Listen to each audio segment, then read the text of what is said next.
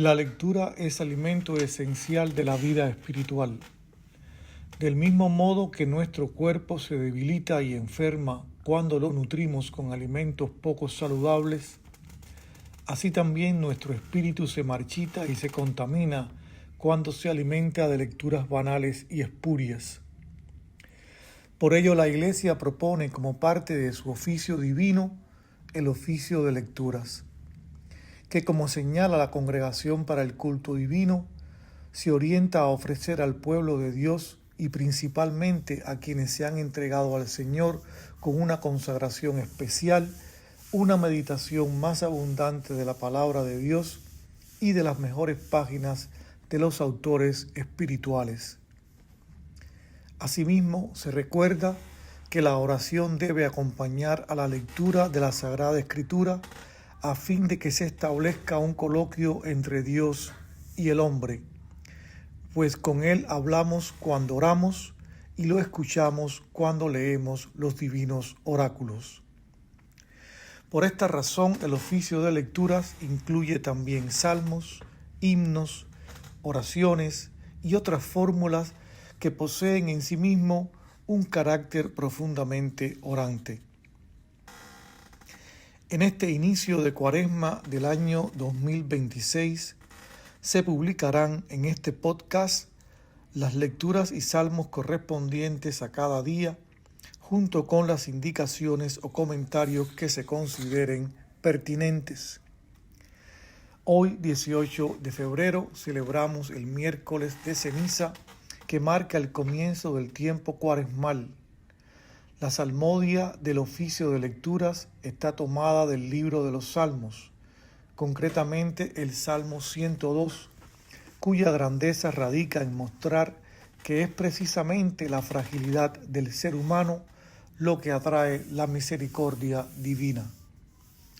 Él sabe de qué estamos hechos, sabe bien que somos polvo. La primera lectura de este oficio procede del libro de Isaías, capítulo 58, versos del 1 al 12, donde el profeta enseña que el ayuno verdaderamente agradable a Dios no se limita a prácticas externas, sino que debe manifestarse en obras concretas de justicia y solidaridad y atención a los más necesitados. Dios rechaza un ayuno vacío y exige un cambio real de vida, liberar a los oprimidos, compartir el pan con el hambriento y acoger al pobre. Solo cuando el ayuno se une al amor al prójimo y a la justicia social, la oración es escuchada y la bendición de Dios se hace presente. La segunda lectura está tomada de la carta de Clemente de Roma a los Corintios, un escrito cristiano de finales del siglo I, dirigido a la comunidad de Corinto para afrontar un grave conflicto interno provocado por la destitución ilegítima de presbíteros. En ella se exhorta a la comunidad a recuperar la unidad, la humildad y el orden eclesial, defendiendo la sucesión apostólica y la autoridad legítima de los dirigentes. Este texto constituye el primer testimonio claro de la intervención de la Iglesia de Roma en otra comunidad cristiana, lo que le confiere una importancia decisiva para comprender el desarrollo temprano de la organización de la Iglesia y del papado. Como adición opcional, se incluye la oración para pedir, por intercesión del Padre Pedro Arrupe, Padre General de la Compañía de Jesús entre 1965 y 1983, una gracia particular. Cuando sea necesario o conveniente, se añadirán comentarios de carácter histórico, teológico o político a una o ambas lecturas, según lo requieran la prudencia y el discernimiento. Todo sea por la paz. Primera lectura del libro del profeta Isaías. Así dice el Señor: grita a pleno pulmón, no te contengas, alza la voz como una trompeta, denuncia a mi pueblo sus delitos, a la casa de Jacob sus pecados. Consulta mi oráculo a diario. Desean conocer mi voluntad como si fuera un pueblo que practica la justicia y no descuida el mandato de su Dios. Me piden sentencias justas, quieren acercarse a Dios. ¿Para qué ayunar si no haces casos? Mortificarnos si no te enteras. En realidad, el día de ayuno hacéis vuestros negocios y apremiáis a vuestros servidores. Ayunáis para querellas y litigios y herís con furibundos puñetazos. No ayunéis de este modo si queréis que se oiga vuestra voz en el cielo. ¿Es ese el ayuno que deseo en el día de la penitencia? Inclinar la cabeza como un junco, acostarse sobre saco y ceniza. ¿A eso llamáis ayuno, día agradable al Señor?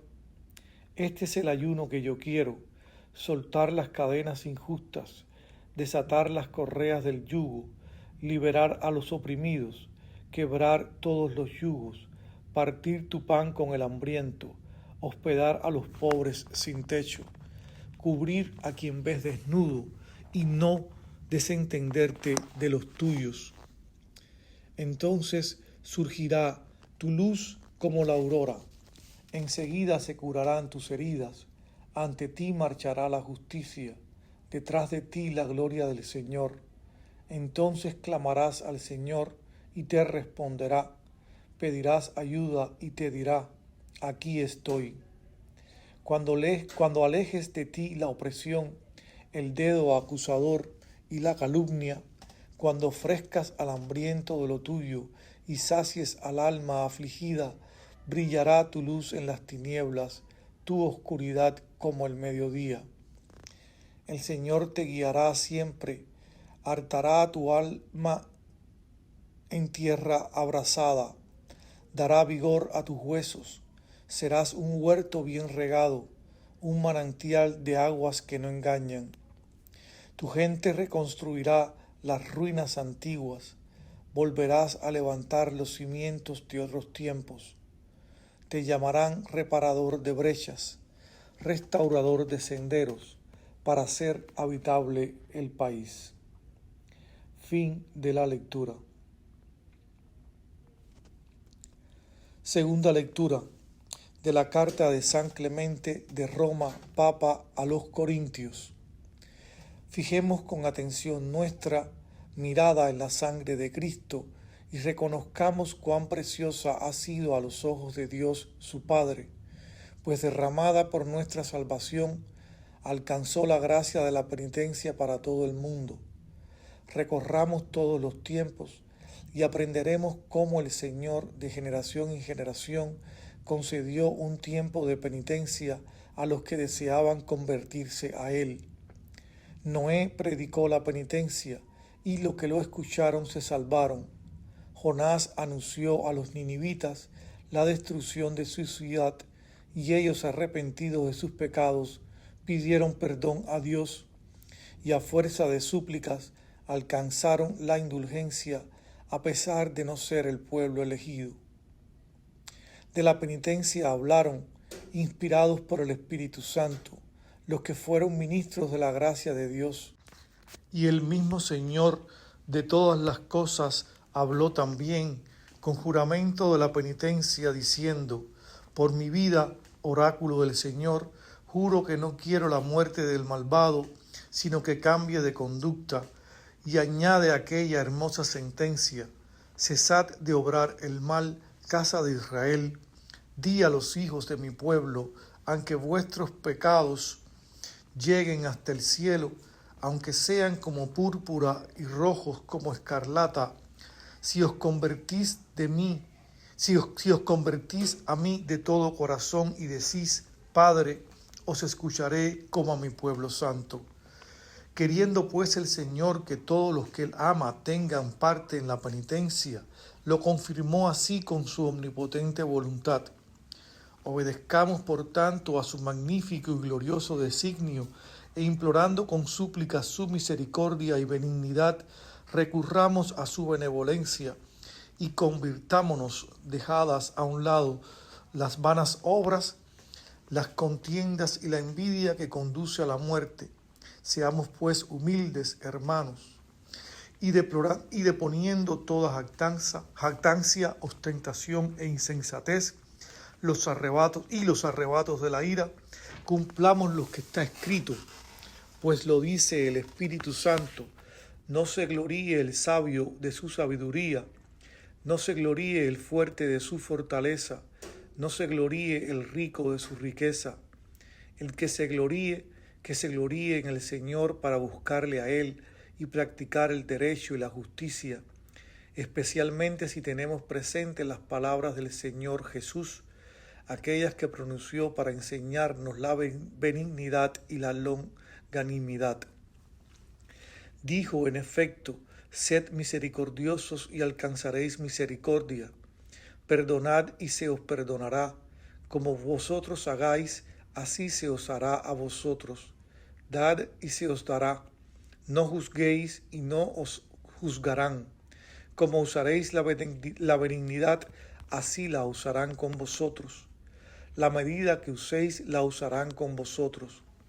Que estos mandamientos y estos preceptos nos comuniquen firmeza para poder caminar con toda humildad en la obediencia a sus santos consejos. Pues dice la Escritura Santa: en ese pondré mis ojos, en el humilde y el abatido que se estremece ante mis palabras.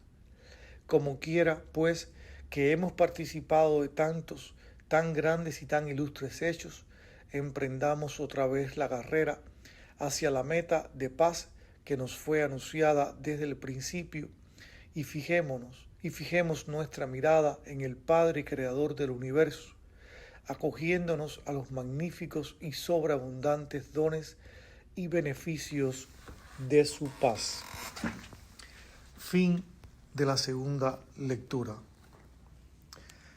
Hasta aquí las dos lecturas correspondientes a este día miércoles de ceniza, 18 de febrero. Y leyendo la primera lectura,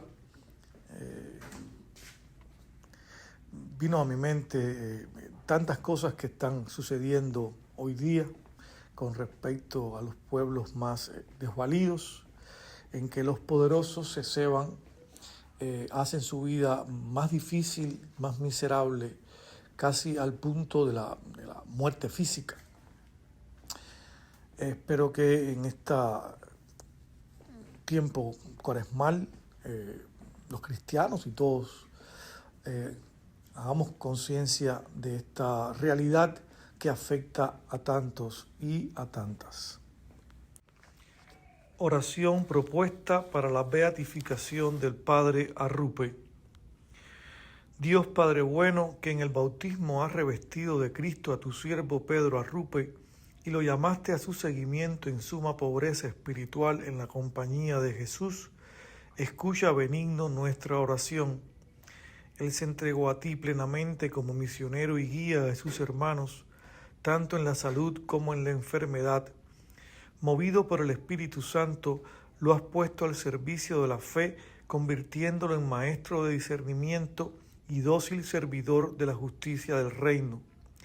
Con confianza te rogamos que, a imitación de Jesucristo pobre y humilde, a quien amó entrañablemente, el Padre Arrupe pueda ser reconocido como modelo de vida evangélica y testigo de cómo ser profeta en el mundo, animándonos a ser en toda cultura hombres y mujeres para los demás. Por su intercesión y para tu mayor gloria, te pido ahora esta gracia particular.